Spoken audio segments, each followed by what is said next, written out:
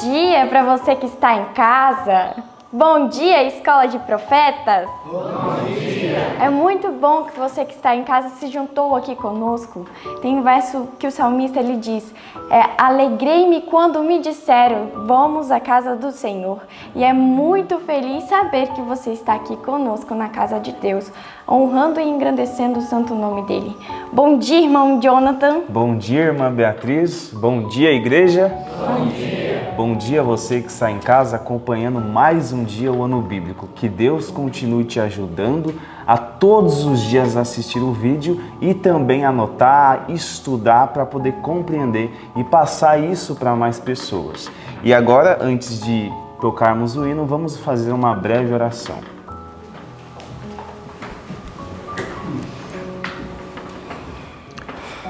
Querido Deus, bendito e agradecido seja o Teu nome por mais um dia que estamos aqui estudando o Ano Bíblico.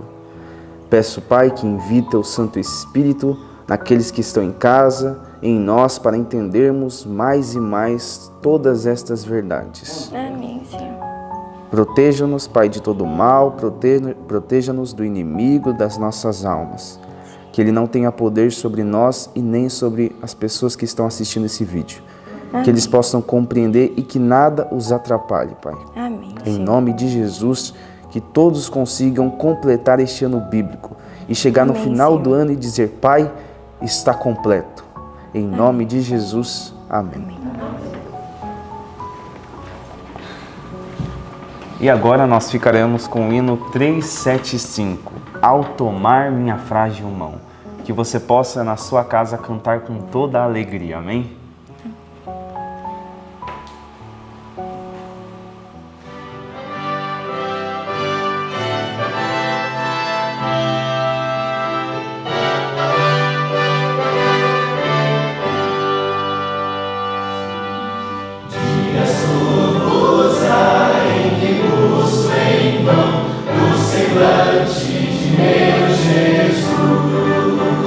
Mas em meio às trevas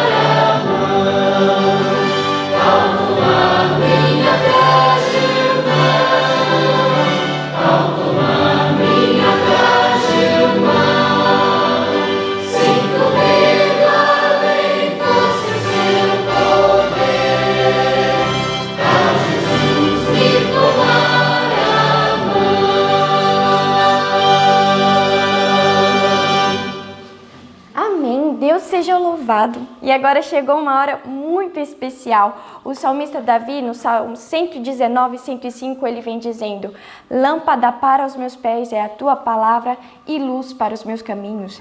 E agora chegou a hora de nós gravarmos o nosso versinho dessa semana, que se encontra lá em Efésios capítulo 5, verso 16. Abre sua Bíblia aí comigo. Eu vou te dar alguns segundos enquanto eu abro a minha também. Aproveita que o verso dessa semana ele é bem curtinho. Você consegue gravar aí em 2 dias. Sim. Pronto?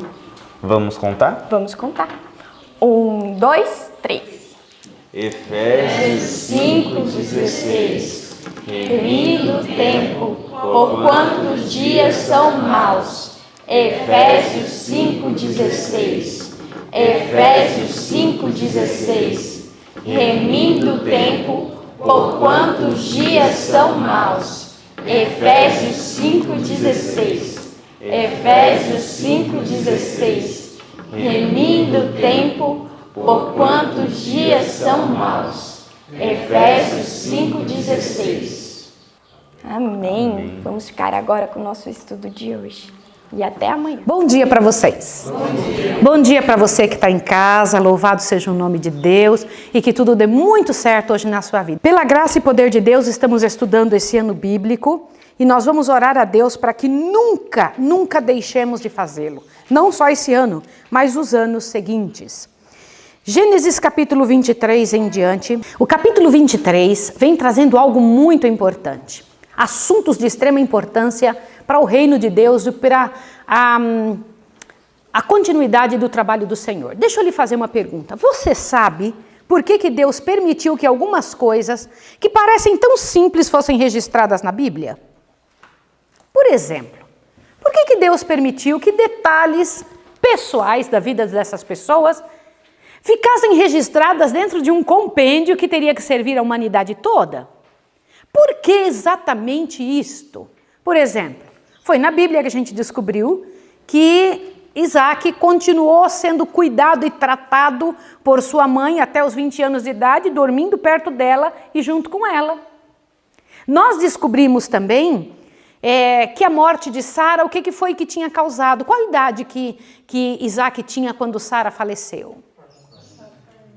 Quase 40 anos, quase 40. Agora veja que situação. E o pai percebeu que era hora de tomar uma posição na vida desse rapaz. Ele precisava tomar uma posição. E ele era de uma disposição, olha o que nós aprendemos. A disposição de Isaac era gentil, dócil e de afeições fortes. Eu queria que você imaginasse uma pessoa assim. Como é uma pessoa assim? Gentil, dócil, mas de afeições fortes. Como é? Alguém que se apega muito fácil aos outros. Se apega, facilmente conduzido. Agora pare para pensar, por que Deus deixa essas informações serem registradas? Capítulo 23 mostra que assim que Sara faleceu, Abrão chorou muito. O Senhor Deus ainda permitiu que Abrão vivesse muitos anos após a morte de Sara, uma boa quantidade de tempo.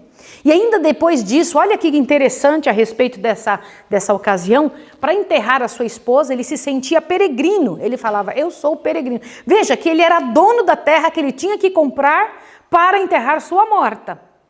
E ele vai aos filhos de Et e conversa com os filhos de Et, e eles, não, pode ficar, o que é isso? Entre mim e você? Não, mas eu quero saber o preço. Não, o que é isso? Imagina, aí de cobrar alguma coisa de você. Não, mas quanto é que é? Imagina, eu ia te cobrar uma terra que custa 400 ciclos de prata. Ah, não, eu não iria te cobrar. Aí Abraão fala, pesem 400 ciclos de prata, entregue para ele. Vocês entendem o que aconteceu ali? E então ele tinha o espaço para enterrar Sara. E por que Deus usa praticamente todo o capítulo 23 para explicar não só a morte dela, mas a transação feita? O cuidado que Abraão teve para não deixar um só rastro atrás de si, que dissesse, que comentasse que aquele homem, que era o pai de uma grande nação, tinha deixado alguma coisa para trás que pudesse ser motivo para falarem mal de seu povo. Eu quero que vocês pensem isso. Quando foram observar a vida de Daniel, vasculharam a vida dele para encontrar alguma coisa que pudesse achar de erro. Lembra disso? Agora imagine você vasculhando a vida de Abraão. Você vai encontrar que ele mentiu. E que mais? Perceberam isso? Como ele cuidava de detalhes. Como ele corria atrás para que não deixasse um só rastro em sua vida que pudesse desfigurar a imagem de Deus em sua descendência. Em capítulo 24, no entanto, ele manda um dos servos buscar uma esposa para Isaque, no meio das parentelas de seu pai. Quem era este rapaz que foi buscar a esposa? Eu quero que vocês pensem primeiro sobre isso. Quem era? Este é o nome, mas eu queria que vocês me dissessem quem é a pessoa. Ele era descendente da casa de Abraão, antes de Isaac.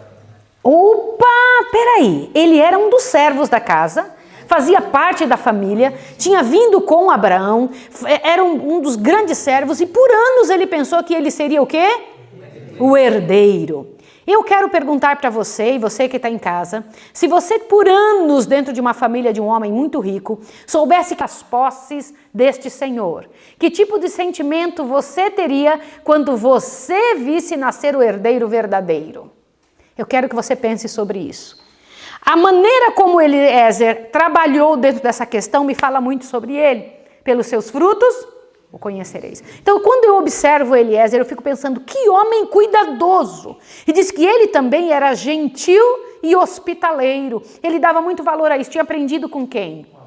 A tropa é o espelho do comandante, né?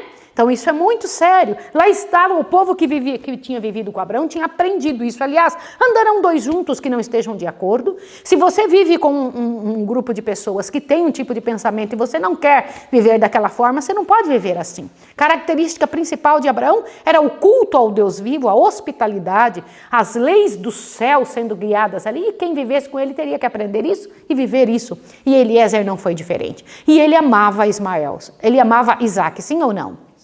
Amava Isaac. E ele cuidava de Isaac. E eu imagino e vi na atitude dele ao ir para a casa dos pais de Rebeca, com um cuidado tremendo, imenso. Parecia que era filho dele, sim ou não? A sensação que eu tive era de um pai lutando por aquilo, jejuando e orando e pedindo, ó Deus, não me deixe voltar com essa responsabilidade tão grande sem fazê-la.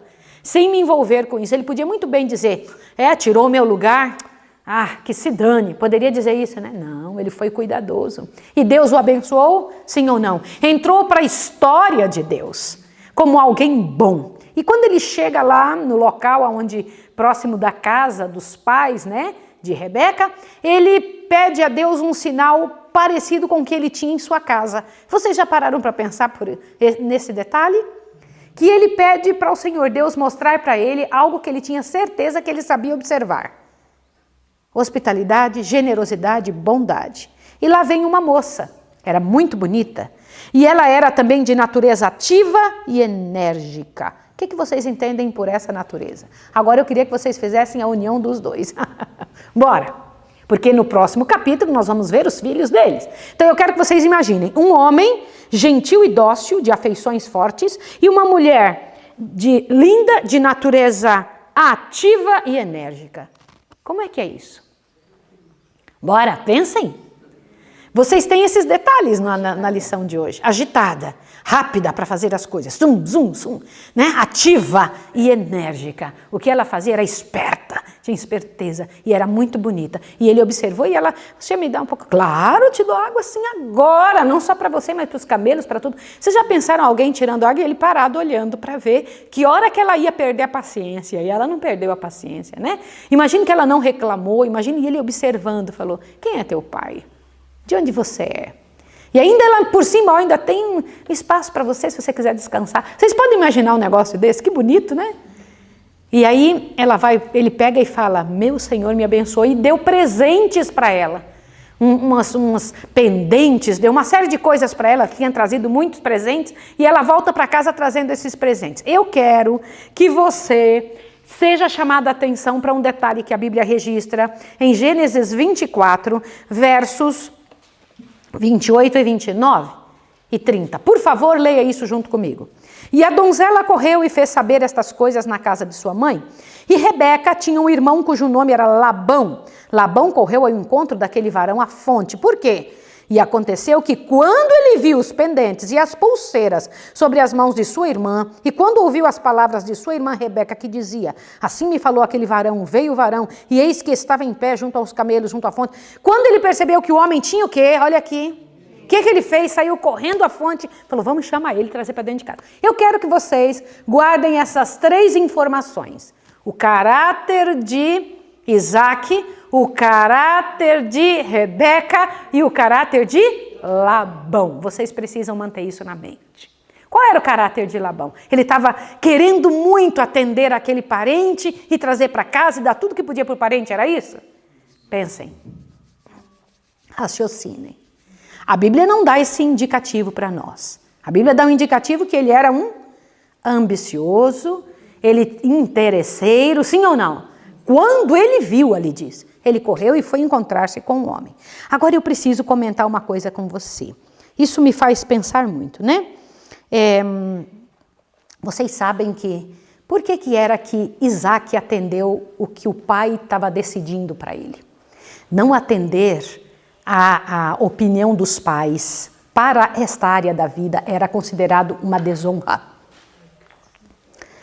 Hoje em dia, eu sei que cada um escolhe pelo seu próprio gosto o que está errado, porque toda pessoa deveria buscar orientação de Deus e pedir para Deus, Senhor, como é que eu devo fazer? E confiar nos pais, para que os pais tivessem a participação nessa escolha tão séria da vida.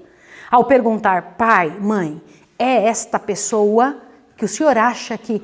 Como é que é essa pessoa aqui? Mãe, o que a senhora pensa, moça? Deveria ser assim. Eu estou gostando daquela pessoa, me chamou a atenção. Mas qual é a sua opinião antes de qualquer compromisso?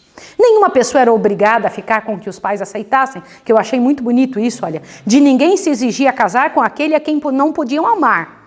Mas, na concessão de suas afeições, o jovem era guiado para discernimento de seus pais experientes e tementes a Deus. Era considerado uma desonra para os pais e mesmo crime seguir caminho contrário. E mesmo crime. Deixa eu comentar um detalhe. Quantas decisões erradas por alguém que não está pronto e amadurecido suficientemente para este momento. Que terrível. Pessoas muito jovens. Eu quero comentar uma coisa com você, pai e mãe que está em casa. Uma pessoa não está pronta e amadurecida antes de uma certa idade. Por exemplo, o corpo de alguém fica pronto para gerar outro corpo, outra pessoa. Aos 18, 19 anos a pessoa está madura. Fisicamente, mas não emocionalmente. E não se pode ter um filho ou levar um casamento só porque o corpo está pronto. A parte principal dessa equação é a mente, e a mente ainda não está pronta. As afeições não foram desenvolvidas. A pessoa não tem capacidade ainda de tomar decisões que fiquem para a vida toda. E então, aos 25 anos de idade, a pessoa está pronta. Algumas decisões não voltam mais atrás. Eles tomam decisões assertivas, decisões sérias. Agora me responda, pai e mãe que estão em casa. Como que pode alguém, aos 12, 13 anos de idade, começar a namorar? Nem o corpo pronto, nem a mente. O que você acha que a pessoa vai fazer com as emoções que são naturais da quantidade de hormônios que estão correndo pelo corpo da pessoa, daquela bagunça de quantidade de hormônios? Me responda, o que você acha que uma criança, uma pessoa sem amadurecimento nem físico nem emocional, está fazendo envolvido com outra também que não tem amadurecimento emocional?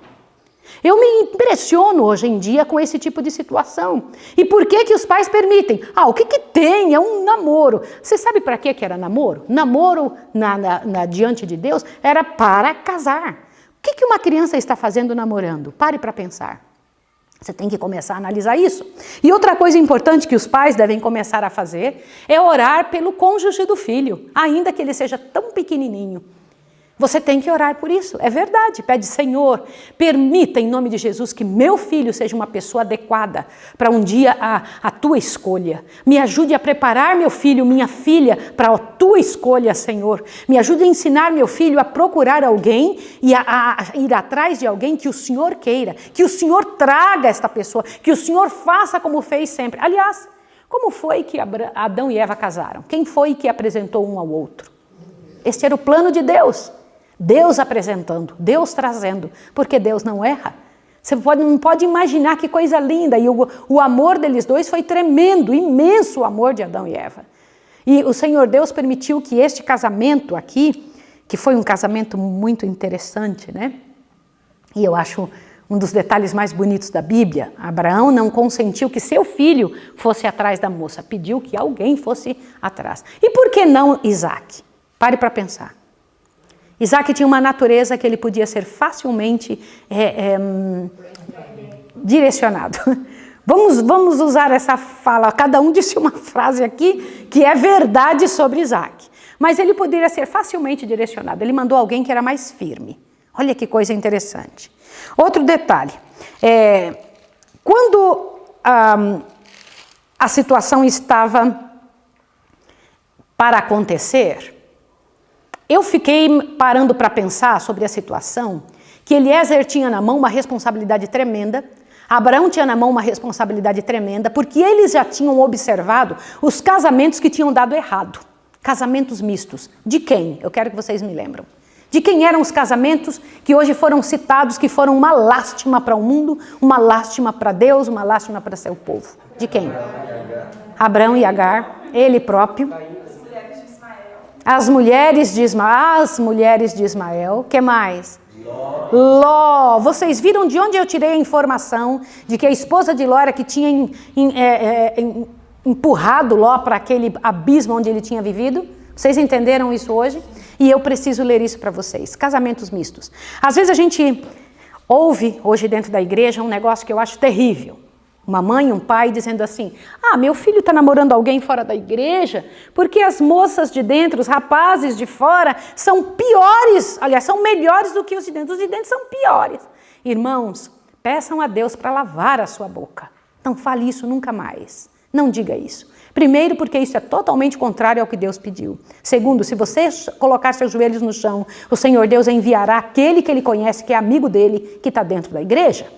Você tem que parar para pensar sobre isso, porque você não sabe a lástima que é envolver-se com alguém que não pensa da mesma forma que a religião que a sua filha, que seu filho professa. Você não tem ideia da miséria que é isso. Eu vou ler um pedaço aqui para você que me chocou terrivelmente. Observe isso daqui. Olhe só. Olha o que você precisa entender. Abraão tinha notado o resultado dos casamentos mistos entre aqueles que temiam a Deus e os que não o temiam. Desde os dias de Caim até o seu tempo. Desde quando? Desde os dias de quem? Caim. Abraão tinha observado, falou, olha que situação. Isso me mostra que essas atitudes eram notórias, que o resultado da vida dessas pessoas eram claras diante de todo mundo. Os resultados da família de Caim. Avante, agora olhe, presta atenção. As consequências de seu próprio casamento com Agar e das alianças matrimoniais de Ismael e de Ló estavam perante ele. Da falta de fé por parte de Abraão e Sara tinham resultado o nascimento de Ismael, mistura da semente justa com a ímpia. Isso aqui me doeu o coração, não te doeu o coração? Que triste. Eu também. Doeu, né, filha? Mistura da semente justa com a ímpia. Olha, continua aqui. Agora, presta atenção nessa próxima frase. E eu quero tratar com você esse assunto agora. A influência do pai sobre o filho era contrariada pelo dos parentes idólatras da mãe e pela ligação de Ismael com esposas gentias. A inveja de Agar e das esposas que ela escolhera para Ismael. Quem escolhera as esposas? A mãe escolheu um monte de esposa para Ismael, sim ou não? Avante, olha aqui. Rodeou sua família como uma barreira que Abraão em vão se esforçou por sobrepujar. Deixa eu comentar. Abraão tentava fazer alguma coisa por Ismael, sim ou não? Sim. E quem que não permitia? Agora eu quero que você analise comigo. Por que Agar não permitia que Abraão ajudasse o filho a andar nos caminhos do Senhor? Por quê? Eu quero que vocês analisem comigo. Gente, essa parte é importantíssima para você fixar sua mente agora no que você vai fazer na sua vida na área matrimonial. Porque ela própria não era convertida, né? Semelhante atrai semelhantes. Ela atraía pessoas que eram igual a ela. Semelhantes atraem semelhantes. E ela atraía pessoas que eram igual a ela. Pensem sobre isso. Irmãos, isso é muito sério.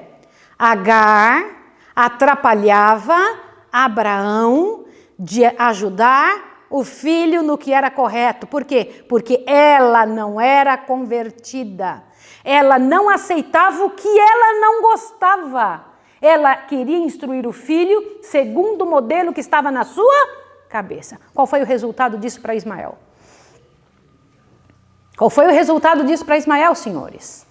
Viveu no deserto, passou a ser inimigo de todos, todos eram contra ele, Todos contra ele e ele contra todos. Que vida terrível. Embora no final de sua vida ele voltou para o Deus de seu pai, não é? Mas a consequência da atitude de Agar, que era inconversa, não deixava Abraão trabalhar, não deixava Abraão ajudar o filho. O que aconteceu? O resultado foi terrível. Olha o que diz aqui.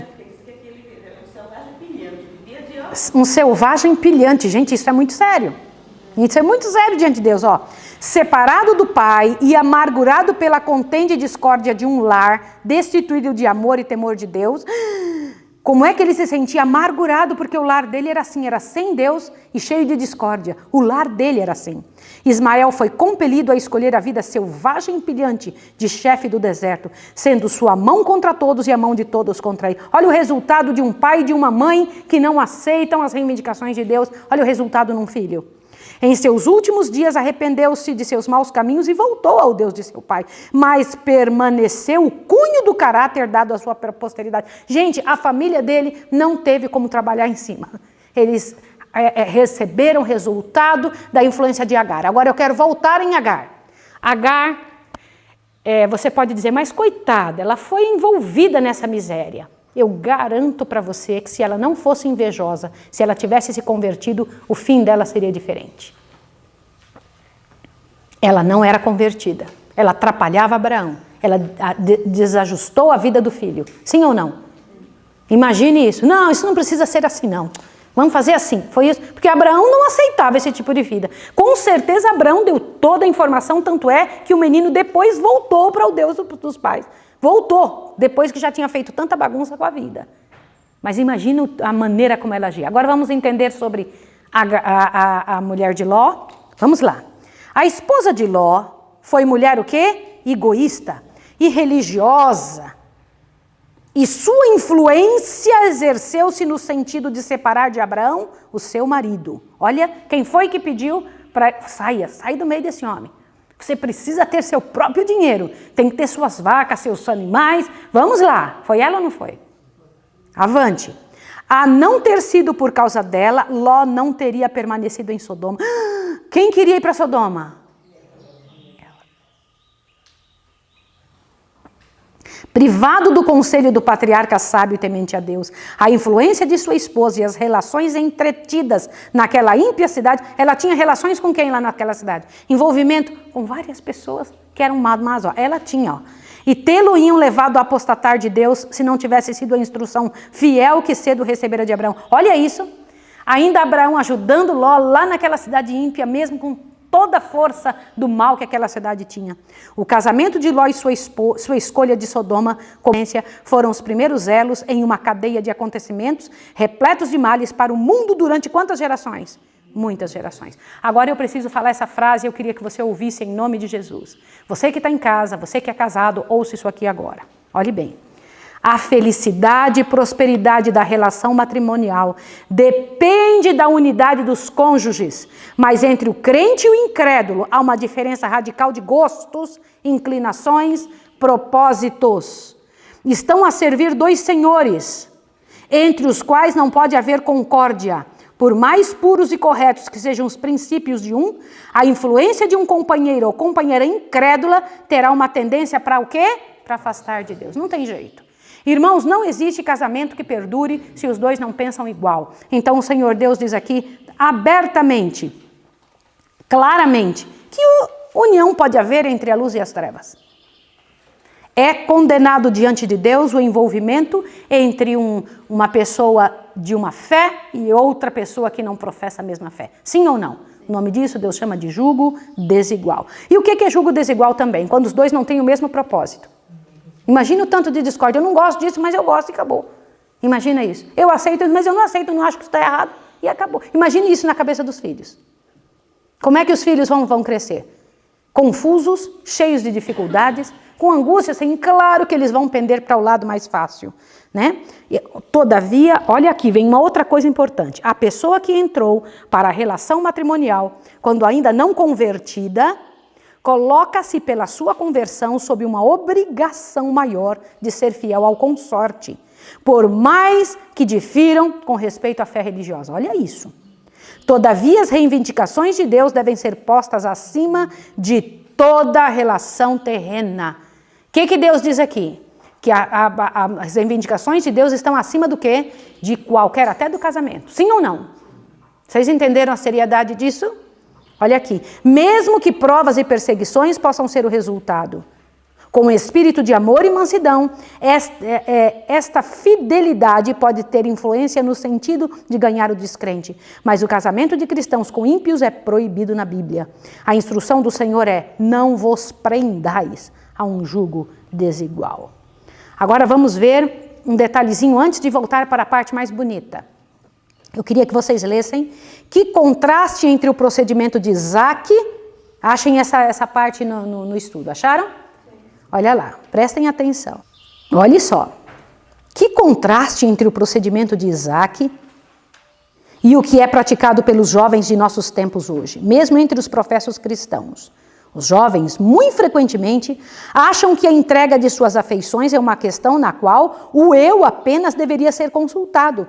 Questão essa que nem Deus, nem os pais, de qualquer modo, deveriam dirigir. Leia agora esta frase. Eu peço a vocês que prestem atenção nessa parte agora.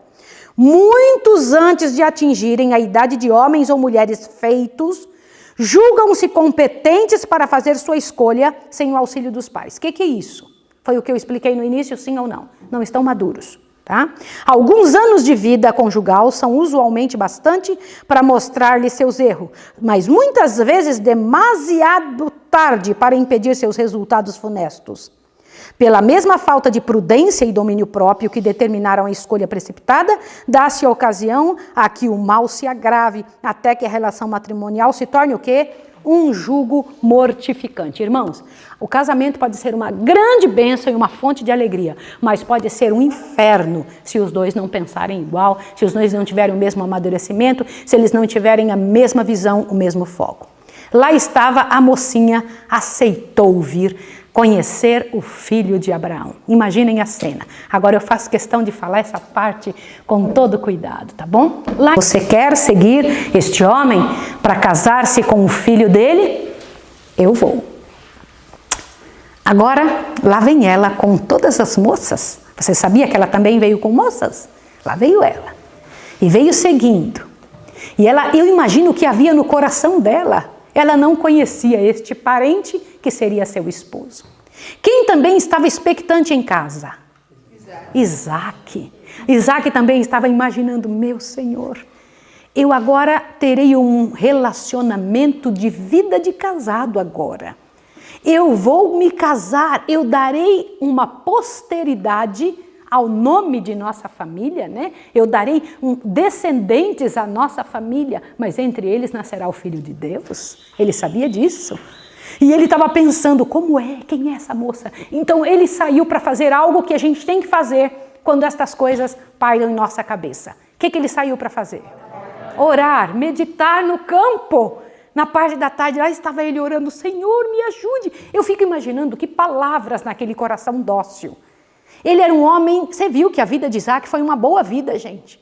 Nós vamos estudar daqui para frente que homem bom era ele. Eu imagino que mesmo com as deficiências que ele tinha de seu temperamento, era um homem que orava muito e por isso Deus corrigiu os detalhes que faltavam. Lá foi ele orar no campo, lá foi ele clamar a Deus no campo. E ele estava ali orando. Eu imagino ele pedindo: Senhor, me torne o homem que eu preciso ser para esta moça. Senhor, trabalha por mim. E quem é obediente a Deus e quem se coloca nas mãos de Deus, Deus tem surpresas muito agradáveis. Deus tem surpresas muito grandes. E lá está ele andando. Quando ele está andando, ele olhou de longe e viu a caravana. Vocês têm ideia como é que ficou o coração desse rapaz? Tum, tum, tum, tum, tum, né? E de longe ela viu também, falou: quem é aquele senhor que está vindo? Aí Eliezer diz: é o teu Senhor. Ela, pumba, desceu do camelo, né? Imagina ela descendo e cobriu-se com o véu. Por que você acha que ela fez isso? Um casamento naquele momento.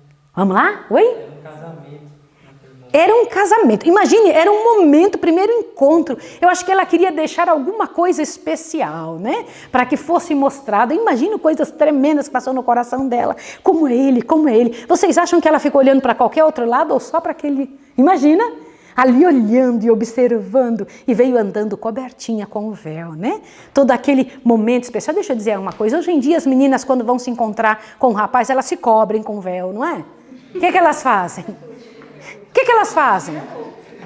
Como é que elas acham que tem que haver esse encontro? O que elas acham que o rapaz tem que ver? Olha que absurdo. Irmãos, que contraste. E é por isso que hoje a gente vê tanta gente falida, destruída, machucada. Não procuram Deus, não ouvem os pais. Vão antes do amadurecimento, elas vão para dentro de um relacionamento, tanto para ele que não está maduro, nem para ela, e se envolvem numa miséria dessa, e elas vestem uma vida tenebrosamente. Na verdade, eu me lembro de um homem, um pastor que chegou aqui em casa, falou assim para mim: irmã Maísa, eu gostaria que a senhora desse um recado em nome dos homens, quando a senhora pregasse. Diga que essa exposição das mulheres é vista pelos homens de bem como grotesca. Eu me choquei com aquela palavra.